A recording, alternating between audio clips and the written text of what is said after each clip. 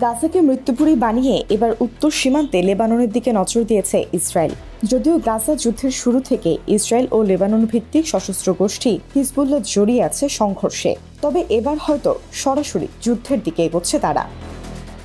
এখন জন্ম সনদ দিয়ে খোলো বিকাশ স্টুডেন্ট অ্যাকাউন্ট। নিজের বিকাশ নিজে কর। গাজায় ইসরায়েলের আক্রমণ এবং বর্বরতাকে শুরু থেকে প্রবল ক্ষোভের সাথে দেখছে লেবাননে বসবাসরত ফিলিস্তিনিরা। তাদের বিশ্বাস, ইসরায়েল যদি হিজবুল্লাহর বিরুদ্ধে সর্বাত্মক যুদ্ধ চালায় তবে তারাও একই পরিণতির মুখোমুখি হবেন। কিন্তু পরিণতি যাই হোক, ইসরায়েলের বিরুদ্ধে যুদ্ধের জন্য তারাও প্রস্তুত রয়েছে।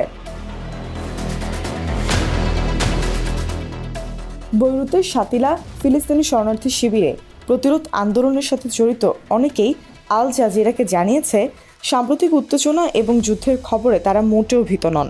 ইসরায়েলের বিরুদ্ধে এই অঞ্চলে হিজবুল্লাহকে সমর্থন করে লড়াই করার জন্য প্রস্তুত তারা।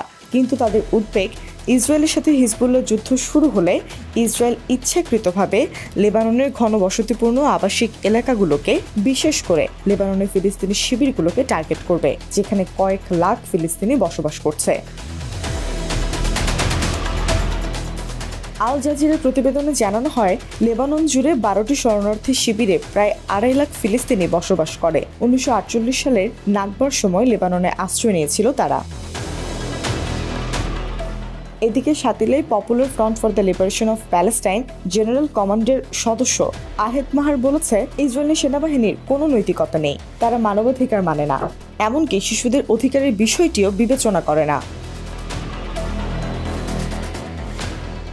লেবাননে ফিলিস্তিনিদের শরণার্থী শিবিরগুলো ধ্বংস হয়ে গেলে তাদের মাতৃভূমিতে ফিরে যাওয়া ছাড়া আর কোনো বিকল্প থাকবে না, এভাবে নিজের শঙ্কা প্রকাশ করেছে শাতিলায় বেড়ে ওঠা 29 বছর বয়সী হাসান আবু আলী। সে বলেছে, রাষ্ট্রহীন শরণার্থী হিসেবে ফিলিস্তিনিরা কঠোর আইনি বৈষম্যের সম্মুখীন হচ্ছে, তারা লেবাননের দারিদ্র্যের মধ্যে বসবাস করছে।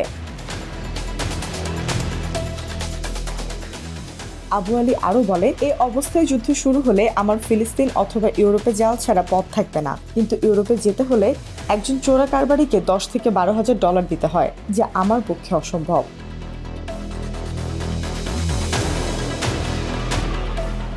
অন্যদিকে শাতিলা ফিলিস্তিনি শরণার্থী শিবিরের বেশ কয়েকজন ফিলিস্তিনি পুরুষ আল জাজিরাকে জানিয়েছে, হিজবুল্লাহর বিরুদ্ধে ব্যাপক যুদ্ধ শুরু হলে তাদের সহকর্মীরা ইসরায়েলের বিরুদ্ধে সশস্ত্র সংগ্রামে যোগ দেবে।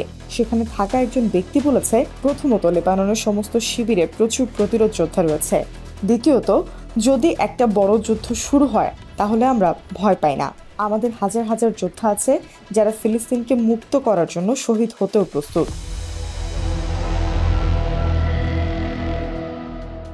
তবে হুমকি দিলেও হিজবুল্লাহর শক্তি ও অস্ত্রের বিবেচনায় ইসরায়েল লেবাননের বিরুদ্ধে বৃহত্তর যুদ্ধ শুরু করবে না বলে মনে করছে বিশেষজ্ঞরা। তাদের মতে হিজবুল্লাহর অস্ত্রাগারে বিপুল পরিমাণ অস্ত্র, ইরান নির্মিত ক্ষেপণাস্ত্র এবং অত্যাধুনিক ড্রোন আছে, যা 7-5 না ভেবে ইসরায়েলকে বড় কোনো যুদ্ধে জড়াতে বিরত রাখছে। কিন্তু বিশেষজ্ঞরা বলছে, ইসরায়েলের প্রধানমন্ত্রী বেনিয়ামিন নেতানিয়াহু এখনও তার উগ্র ডানপন্থী জোটের অংশীদারদের খুশি করতে এবং ক্ষমতা বজায় রাখতে লেবাননের বিরুদ্ধে যুদ্ধ শুরু করতে পারে, এরকম শঙ্কাও উড়িয়ে দেওয়ার মতো নয়।